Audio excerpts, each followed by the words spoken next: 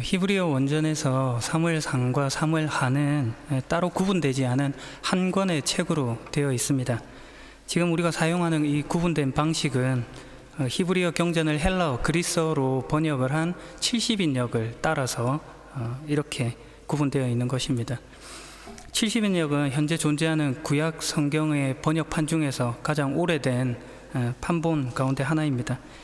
70인역을 작성한 이 번역가들이 열왕기서와 함께 이 사무엘서를 번역을 했고, 네 권이 함께 존재하고 시간이 지나는 동안 지금의 형태로 고정된 것입니다.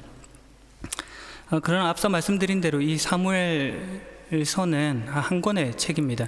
그러므로 오늘 본문의 내용, 사무엘하 1장의 내용은 그 앞에 사무엘상 31장과 연결되어 이어지는 것입니다. 사무엘상서의 마지막인 31장에는 사울과 그의 아들의 죽음에 관해서 기록하고 있습니다. 블레셋 사람들과 이스라엘 사이에 전쟁이 일어났고, 이스라엘 사람들이 그 전쟁에서 도망을 치는 그런 장면이 기록되고 있습니다. 많은 이스라엘 사람들이 길보아 산에서 죽임을 당했습니다. 이 블레셋 사람들이 사울과 사울의 아들들을 끝까지 쫓아갔습니다. 그리고 끝내 그들이 사울의 아들 요나단과 아미나답과 말기수아를 죽였습니다. 사울은 활 쏘는 사람들의 화살에 맞아서 큰 부상을 입었습니다. 그 부상이 얼마나 심각한 것이었는지 사울이 살 희망을 가지지 못했습니다. 그래서 사울은 그의 무기를 들고 다니는 사람에게 자신을 죽일 것을 명령했습니다. 왜냐하면은 할례받지 않은 자, 저 블레셋 사람들에게 사울이 조롱을 받고 죽임을 당하는 것을 싫어했기 때문입니다. 그러나 사울의 부하는 두려워서 사울을 죽이지 못합니다. 그래서 사울이 자신의 칼을 가지고 그 칼끝을 배에다가 가져다 댄 뒤 엎드려서 스스로 죽음을 선택했습니다. 곁에 있던 부하도 사울이 죽은 것을 보고 자신의 칼에 몸을 엎드려 함께 죽었습니다.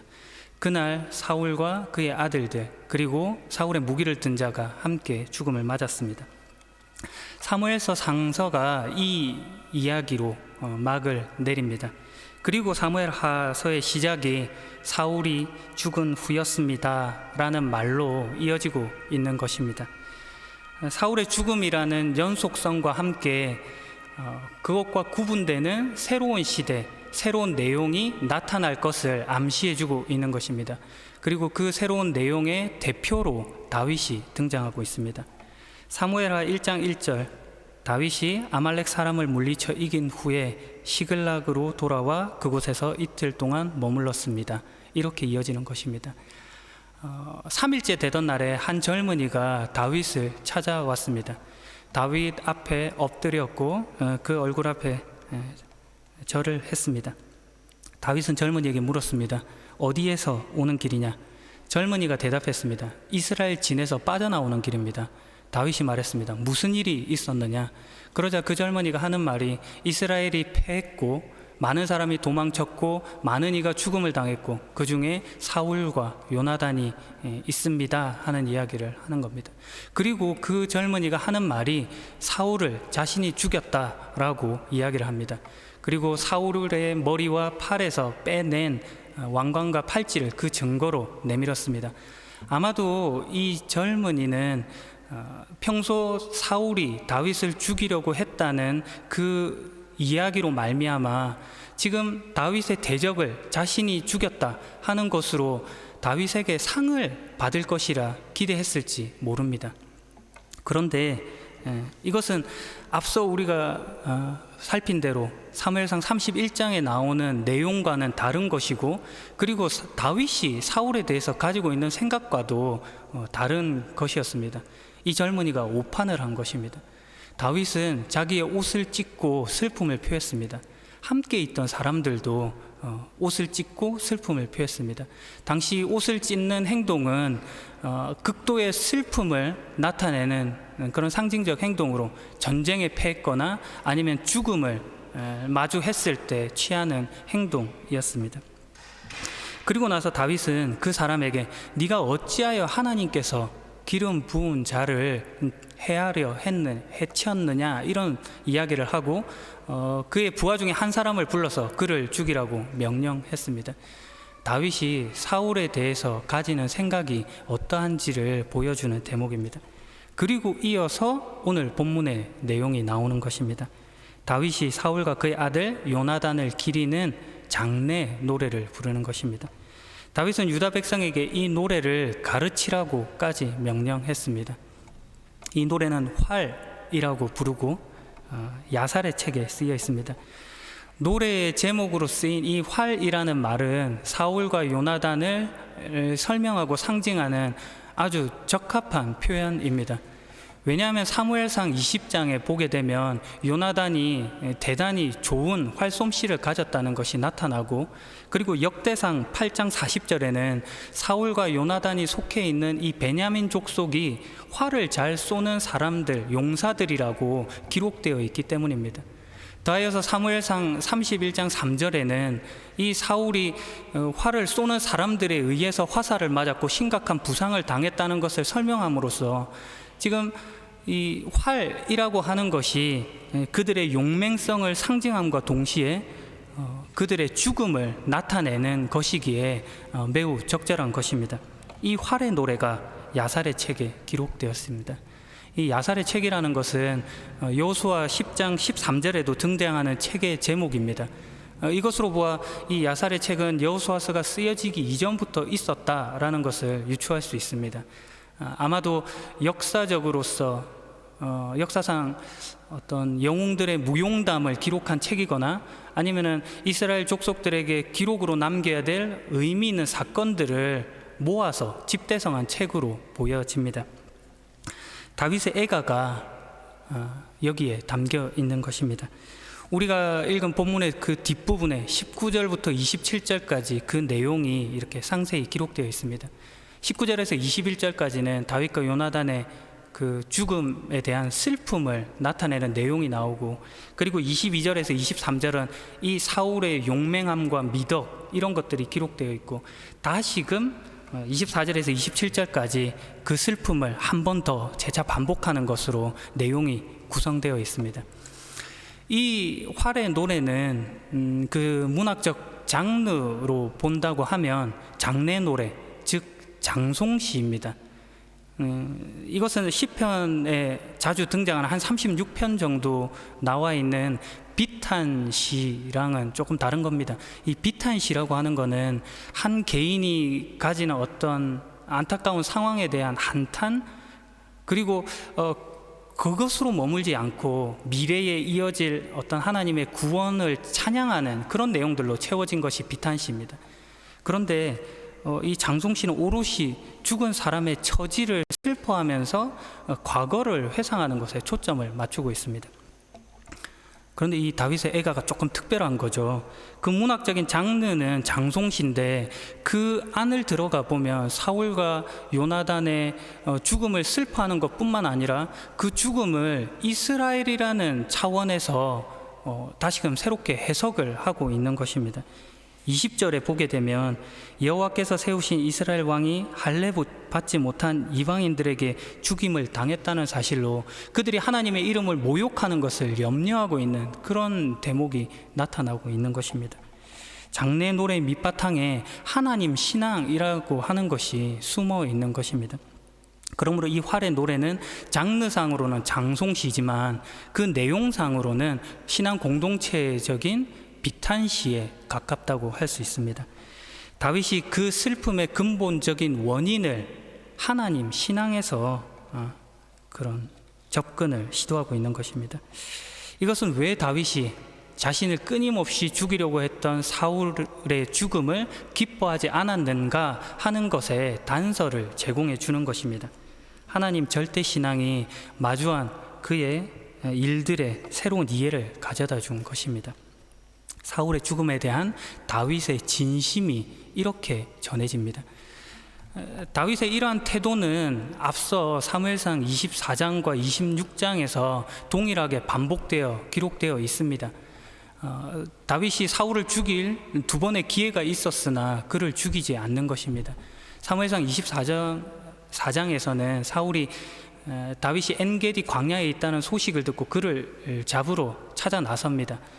갑자기 사울이 용변이 급했고 어느 동굴 속으로 들어갔는데 용변을 보는 그 동굴 속 깊숙한 곳에 다윗과 그의 부하들이 숨어 있는 겁니다. 그래서 다윗이 그 사실을 알고 사울에게 접근하여 사울의 옷자락을 살짝 베어냅니다. 그런데 성경은 다윗이 그 옷자락을 베어낸 일 그것만으로도 마음에 찔려 했다 이렇게 기록하고 있습니다. 사무엘상 26장에는 10광야인 하길라 언덕에서 다윗이 숨어 있다는 소식을 듣고 사울이 찾아 나서는 이야기가 등장합니다. 여시몬 맞은편 하길라 언덕 길가에 사울이 진을 치고 머물고 있었습니다. 그리고 잠이 들었습니다. 다윗과 부하들이 이 소식을 알고 그에게 또 접근합니다. 이번에도 다윗은 사울의 머리맡에 있는 창과 그리고 물병을 가져오는 것으로 그의 생명을 취하지 않고 어떤 행동도 하지 않습니다. 죽일 기회를 가졌으나 다시 한번 사울을 살려주는 것입니다. 24장과 26장에서 그의 부하들이 하는 말은 뻔합니다. 이것이 하나님이 주신 기회입니다. 사울을 죽여야 합니다. 그러나 다윗의 대답은 한결같습니다. 오늘 본문의 젊은이에게 했던 말과 같은 것입니다. 하나님께서 기름 부으신 자를 해칠 수 없다 하는 것입니다. 기독교 신앙의 깊이가 한 인간의 인격과 성품을 어떻게 항복시키고 있는지를 보여주는 장면입니다. 반대로 자기 실력으로 살아가는 자의 운명은 뻔합니다. 사울은 죽음을 맞이합니다. 오늘 본문을 보면 다윗의 행동은 참 이상합니다. 인간적인 관점으로 볼 때 이해할 수 없습니다. 자신을 죽이려고 하는 그 대적을 그렇게 애도하고 슬퍼할 수 있는가 하는 지점이 있는 것입니다. 자신과 깊은 우정을 나누었던 요나단이라고 한다면 이해할 수 있겠지만 어떻게 사울에게까지 그럴 수 있는가 하는 물음을 가질 수 있는 것이죠. 그런데 성경이 이 지점에서 우리에게 하고 싶은 말이 있는 것입니다. 그것은 사울과 다윗은 다르다를 말해주고 있습니다. 이 다름이라고 하는 것은 하나님의 차원에서 사울은 신앙이 나빠 불순종했고 다윗은 신앙이 좋아서 순종했다 이런 것으로 설명하려는 의도가 아닙니다. 그보다 더 깊습니다. 성경에서 사울과 다윗은 하나님과의 관계성을 대표하는 인물로 세워져 있습니다. 사울은 하나님이 없는 자의 대표로 서 있고 다윗은 하나님이 있는 자의 대표로 서 있는 것입니다. 사울은 하나님이 없으면 자기가 가진 최고, 열심, 그런 실력으로 이 현실을 살아가지만 그 결국이 다 말라 죽고 헛될 수밖에 없다는 것의 대표로 서 있고 다윗은 계속적으로 하나님의 은혜, 생명, 지혜를 얻는 자의 대표로 서 있는 것입니다. 다시 말해서 이것은 누가 더 잘했냐, 잘났냐 이런 도덕적인 차원에서의 문제가 아니라 하나님이 있느냐 없느냐 하는 신앙적인 차원에서의 문제를 다루고 있는 것입니다. 사울은 하나님이 없으므로 그 결국이 사망이었고 다윗은 그가 하는 용서와 살리는 일이라고 하는 것이 그의 실력이 아니라 하나님으로부터 온 것이다 이 사실을 말해주고 있는 것입니다. 그런 차원에서 오늘 다윗이 사울을 애도하는 것은 자신의 왕권이 경쟁자를 꺾음으로써 얻어지는 것이 아니라 하나님의 기름 부음, 하나님으로부터 온 것이다 하는 것으로 신앙의 본질을 말해주는 것입니다. 세상이 가지지 못하는 것입니다. 세상은 다른 사람의 머리를 밟고 일어서서 그 머리 위에 꼭대기에 서는 것으로 말해지는 것밖에 없습니다. 훔치고 죽이고 빼앗고 파괴하고 그런 것들을 경쟁자와 나눌 것들이 아무것도 없는 것으로 말해지는 것입니다. 지금 다윗으로 대표되는 신앙의 내용은 다르다 이야기하는 거죠. 왕권을 권력과 폭력으로 이해하지 않는 것입니다. 오히려 그는 왕다움이 무엇인지로 이해하고 있습니다. 자신의 위대함이 아니라 하나님으로부터 그 왕권이 온다 하는 것을 설명하고 있는 것입니다. 이 신앙의 내용, 이 본질이 다윗을 항복시켰습니다. 이 말은 지금 동일하게 우리에게 도전을 줍니다. 그것은 지금 우리가 사울을 선택할 것인지 아니면 다윗을 선택할 것인지 하는 물음을 주는 것입니다. 그런데 우리가 이 물음을 받을 때에 언뜻 떠올리는 생각이 있습니다. 그것은 어떻게 하면 내가 사울이 되는지 아니면 어떻게 하면 다윗이 될 수 있는지 하는 그런 방법론적인 차원에서 이 질문을 대한다는 것입니다. 그러면 안 된다는 겁니다. 이런 물음을 어떤 방법의 문제, 의지의 문제로 접근하면 반드시 틀리고 맙니다. 우선 우리가 생각해야 할 것은 내가 보고 듣기에 누구 같기를 원하느냐, 누가 더 좋느냐 하는 문제로 이 질문을 받아들여야 하는 것입니다. 여러분의 존재와 가치가 사울 같기를 좋아하는지 아니면 다윗 같기를 좋아하는지를 묻는 것입니다. 답은 명확하죠. 그것은 우리가 그 답을 회피하지만 다윗과 같이 되고 싶은 것입니다. 우리가 그 답을 회피하는 이유는 이것 때문입니다. 우리가 무엇인가를 우선적으로 해야 할 것으로 오해하기 때문입니다.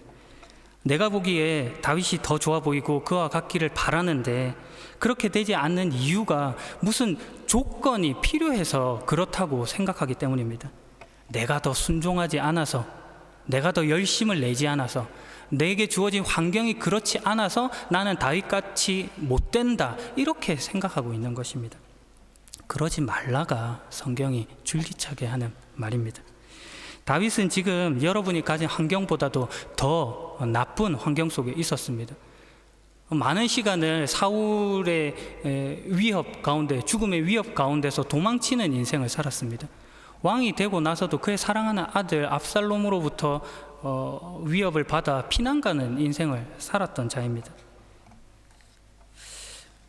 조건과 환경이 그를 그렇게 만드는 것이 아닌 겁니다. 그러므로 성경이 말하는 사울과 다윗의 다름이라고 하는 것은 이렇게 정리됩니다. 사울은 하나님으로부터 받아내지 않고 자신의 것으로 최선을 다한 인물이다. 그래서 그가 만든 것들은 다 가치 없는 것이 되고 말았다 하는 것으로 대표됩니다. 다윗은 다릅니다. 다윗의 생애 속에는 다윗이 만들지 않은 내용이 담겨졌다는 것입니다. 그것은 바로 하나님이 주신 것이다, 이 말을 하고 있는 것입니다. 불순종했더니 벌받았다, 순종했더니 복받았다, 이런 차원의 이야기가 아니라 사람이 만들어낼 수 있는 한계, 그 사실과 하나님이 우리 안에 담으시려고 하는 영광, 이것을 비교해라가 오늘 본문이 말하는 것입니다. 그래서 우리를 끌고 가는 자리가, 그래서 너라는 존재는 어떤 존재가 되고 싶니? 이 질문을 지금 하고 있는 것입니다. 그 존재의 차이는 하나님과의 관계성 속에서만 확인되는 것입니다. 그가 가진 조건이나 환경, 상황이 결정하는 것이 아니란 말입니다. 다르게 말을 하면 우리의 짐스러운 이 상황, 이 고난된 현실이라고 하는 것 속에서도 하나님의 영광, 명예, 겸손, 용서, 애도, 이런 것들, 이 모든 것들이 담겨질 수 있다, 이렇게 말하는 것입니다. 우리의 위대함을 단지 다윗의 왕됨, 승리, 명성, 이런 것으로만 생각하는 것에서는 발견되지 않는 기독교 신앙의 본질입니다.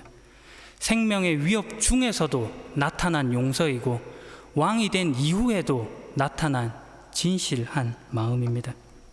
로마서 5장 3절과 4절입니다. 다만 이뿐 아니라 우리가 환난 중에도 즐거워하나니 이는 환난은 인내를, 인내는 연단을, 연단은 소망을 이루는 줄 알미니라. 환난 중에도 즐거워할 수 있는 겁니다. 누가복음 23장에 가면 그 대표적인 이야기가 나옵니다. 바로 예수님께서 십자가에 달리신 그 사건입니다. 예수님의 그 십자가 현장에는 두 명의 강도가 좌우편에 같이 달렸습니다. 그 중에 하나가 예수님을 욕하며 말합니다. 네가 그리스도가 아니냐, 네 자신과 우리를 구원하여라. 그러자 다른 편에 있던 한 죄수가 그를 꾸짖으며 말했습니다. 너도 같은 벌을 받았으면서 하나님을 두려워하지 않느냐? 우리는 우리가 저지른 일 때문에 마땅히 벌을 받는 것이지만 이분은 아무런 잘못을 행한 적이 없으시다. 그리고 그가 예수님에게 이렇게 말합니다. 예수님, 주께서 주님의 나라에 들어가실 때 저를 기억해 주십시오. 그러자 예수님께서 말씀하시죠. 내가 진실로 너에게 말한다.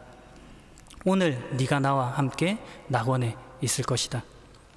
지금 예수님의 권세가 어디에서 나타나고 있는지를 보십시오. 사람들은 예수님을 조롱하고 옆에 섰던 죄수가 멸시하는 그 속에서 나타난 권세입니다. 십자가가 하나님 나라와 이어져서 어디에서도 나타날 수 있다 하는 것을 보여주고 있는 것입니다. 하나님의 권세, 역사, 인도가 나타납니다. 그러므로 우리에게 요구하는 것은 이런 것입니다. 너희의 한계, 그 속에 무한의 하나님이 담길 수 있다 하는 것을 증언하는 것입니다. 이것은 나의 잘남, 내가 하려고 하는 것에서 나타나는 것들이 아닙니다. 하나님, 그분의 능력으로 하시는 것임을 고백해야 하는 것입니다. 오늘 본문에 다윗의 활의 노래가 이것을 말해주고 있습니다. 마지막 이야기로 설교를 마무리하려고 합니다. 저는 제 아들과 많은 시간을 가질 수 있는 그런 직업을 가지고 있습니다. 큰아들은 당연히 작은아들보다 일찍 태어났기 때문에 더 많은 시간을 함께 했습니다. 같이 게임도 하고 놀이도 하고 운동도 같이 합니다. 각자 겨루기도 하고 팀으로 플레이하기도 합니다. 간혹 제가 어떤 게임을 하고 있을 때 큰아들이 와서 자주 간섭을 합니다. 자기도 해보고 싶다는 겁니다. 그러면 저는 또 그렇게 내어줍니다. 한참 게임을 하다 보면은 당연히 아들의 실력이 부족하여 그것을 해내지 못할 때가 많습니다. 그러면 제가 도와줍니다. 한 레벨 한 레벨을 깨 나갑니다. 최종 보스가 다가오고 그 보스를 무찌르는 것은 저입니다. 아들은 전혀 하지 못합니다. 하지만 그 게임이 끝나고 나서 아들이 저에게 하는 말이 있습니다.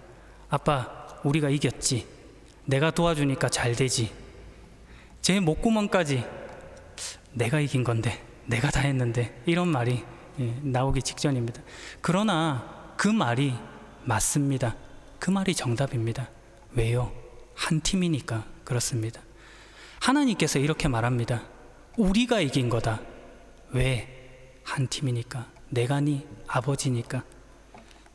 오늘 우리가 만들지 못하는 것까지 담아내시는 그 하나님의 손길이 있음을 확인하시는 여러분이기를 예수 그리스도의 이름으로 간절히 축원합니다. 기도하겠습니다.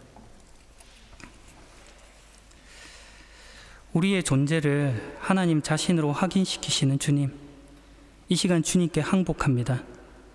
하나님 없이 내 실력, 내 열심, 내 최선으로 영광된 결과를 만들어낼 수 있다 자신했던 어리석음을 돌아봅니다.